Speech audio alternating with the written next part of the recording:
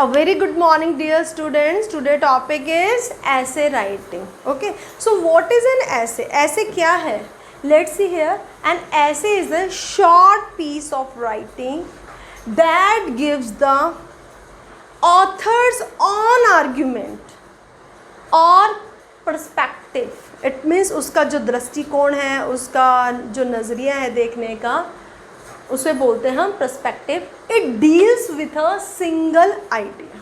Okay, there are 4 kinds of essay writing. First is narrative, second descriptive, fourth is argumentative and fourth is reflective.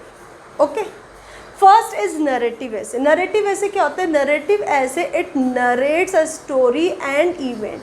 जो essay story और event को narrate करें वो narrative essay होते हैं. For example, a visit to a hill station, my first job memory and playground memory, first job experience, वो हम इसमें नरेटिव ऐसे में लिख सकते हैं. Next, descriptive essay. Descriptive essay it means it describe a person, place, things in detail. Okay, इसमें जो एक राइटर होता है वो एक्चुअली क्या देखता है, क्या सुनता है, क्या सोचता है, क्या फील करता है, कैसे टच करता है, कैसे उस चीज़ को स्मेल करता है, वो सारी की सारी चीज़ों का डिस्क्राइब किया जाता है इसमें डिस्क्रिप्टिव ऐसे में. जैसे your hobby, my school, my teacher, and इसमें हम लिख सकते हैं पिकनिक भी डाल सकते हैं इसमें. और इसमें कुछ एग्जांपल जैसे the Taj Mahal, these are examples of descriptive essay. Next, argumentative essay. Argumentative essay it means that present a argument against a particular subject. किसी पर्टिकुलर सब्जेक्ट पर आर्ग्यूमेंट जो प्रस्तुत करता है, जो आर्ग्यूमेंट देते हैं, वो आर्ग्यूमेंटेटिव ऐसे होते हैं. For example, advantage and disadvantage of TV, mobile. Okay, next is reflective ऐसे. अब जो रिफ्लेक्टिव ऐसे होते हैं वो होते क्या हैं? दैट रिफ्लेक्टिव ऐसे it means that reflect someone's idea on a particular topic, especially dowry system, child labor. Okay, so these are 4 kinds of essay. Okay, now come to the introduction. Introduction हम ऐसे writing का किस तरीके से करेंगे? हमें introduction आना चाहिए, उसके कुछ पॉइंट्स होते हैं, उन पॉइंट्स को ध्यान में रखते हुए हमें इंट्रोडक्शन देना चाहिए ऐसे राइटिंग का. ठीक है. First, indented. Indented it means जो भी इसको हम ऐसे का जो इंट्रोडक्शन लिखेंगे वो राइट साइड में लिखना है, थोड़ी स्पेस को छोड़ के लिखना है. ठीक है. Creative opening. जो ऐसे राइटिंग का जो इंट्रोडक्शन होता है वो एक क्रिएटिव ओपनिंग होनी चाहिए. इट मीन्स एक क्रिएटिव सेंटेंस होना चाहिए हमारा इंट्रोडक्शन में, ताकि जो रीडर है उसमें क्यूरियोसिटी पैदा हो. ठीक है. क्रिएटिव इट मीन्स क्यूरियोसिटी पैदा हो क्रिएटिव के अंदर, actually what writer wants to say about that topic, कि टॉपिक के बारे में एक्चुअली राइटर कहना क्या चाहता है. ठीक है. Third, background information. जो इंट्रोडक्शन है उसमें जो भी है बैकग्राउंड और थीम वो अच्छे से पता होनी चाहिए, उसकी डेफिनेशन के बारे में पता होना चाहिए. ठीक है. नेक्स्ट, की सेंटेंस.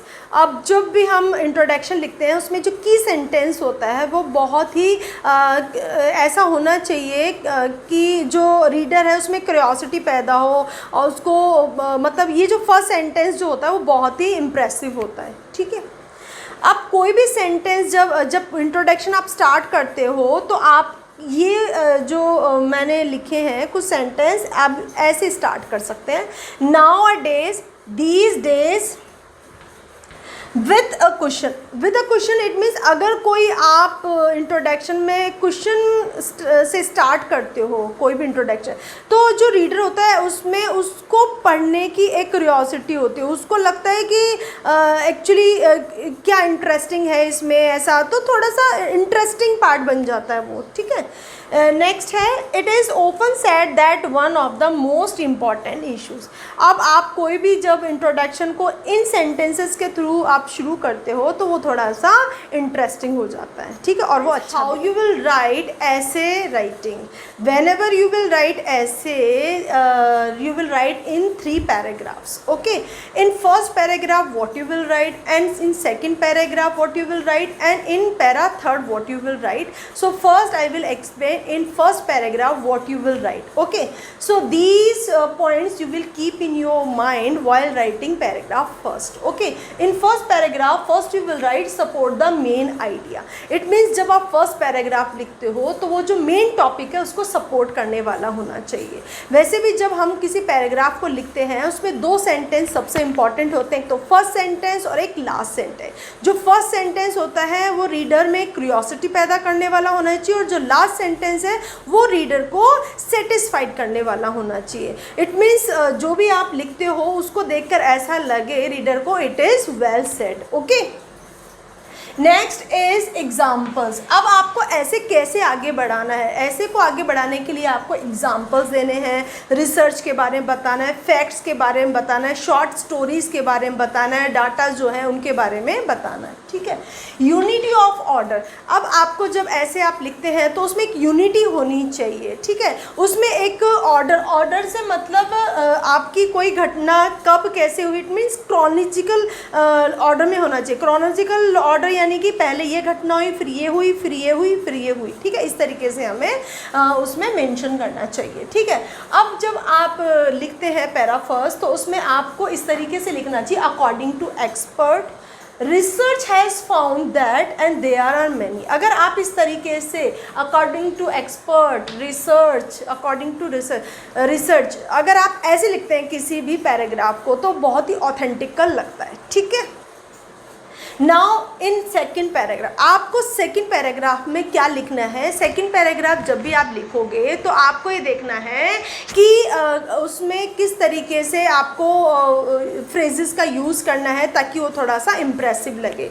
तो आपको इसमें फ्रेजेस का यूज़ करना है like in addition to, furthermore and moreover, ठीक है। अब जब आप इन फ्रेजेस का यूज़ करते हो तो इन फ्रेजेस के बाद में आपको कोमा का यूज़ करना है, ठीक है। Now come to the paragraph third. जब आप थर्ड पैराग्राफ लिखोगे तो आपको उसमें किस तरीके से आपको अपने सेंटेंसेस लिखने हैं। Contrasting view, it means suppose आपने फर्स्ट पैराग्राफ सेकंड पैराग्राफ में मेरिट्स के बारे में बताया है, एडवांटेज के बारे में बताया, तो थर्ड पैराग्राफ में आपको क्या बताना है, डिसएडवांटेज बताना है, कंट्रास्ट में नेगेटिव बताने हैं उनके, ठीक है।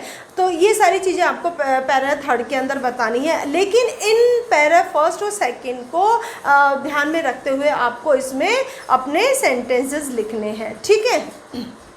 जब आप पैराग्राफ के अंदर ये सेंटेंसेस कंट्रास्टिंग व्यूज़ और नेगेटिव डिसएडवांटेज लिखोगे तो आप इन फ्रेजेस का यूज़ करोगे उसके बाद में, ठीक है। जैसे how ever, on other hand, despite the fact that. जब आप किसी सेंटेंस को बार बार लिखते हो तो उससे क्या होता है, थोड़ा सा बोरिंग हो जाता है वो, तो बोरियत ना हो तो आप डिफरेंट फ्रेजेस का यहाँ पर यूज़ करोगे, ठीक है। नेक्स्ट होता है कंक्लूजन। अब जब कभी हम किसी ऐसे को लिखते हैं तो लास्ट में मेन जो होता है कंक्लूजन होता है, ठीक है। अब स्टूडेंट्स क्या होता है, रीराइट और restate both are different. Rewrite, अब कुछ स्टूडेंट क्या करते हैं, पैरा फर्स्ट में से एक लाइन पिकअप करी, एक इसमें से पिक करी, एक इसमें से, फर्स्ट सेकंड थर्ड पैरा में से एक लाइन को पिक किया और कंक्लूजन कर देते हैं। नो, रीस्टेट इट मीन्स आपको वो एक तरीके से जो भी आपने लिखा उसका एक सॉल्यूशन होना चाहिए उसके अंदर। लास्ट में कंक्लूजन में आपको जो रीडर है उसको उस चीज़ का सॉल्यूशन मिलना चाहिए, ठीक है, समराइज होना चाहिए। और पॉजिटिव नोट, इसके अंदर पॉजिटिव नोट हमें लिखना चाहिए जो भी हम कंक्लूजन लिखते हैं। अब जब कंक्लूजन लिखोगे तो आप इस तरीके से ये वर्ड्स ऐड कर सकते हैं, to sum up, in conclusion, in a nutshell, nutshell it mean निष्कर्ष में, और इनके बाद आप कोमा यूज़ करोगे।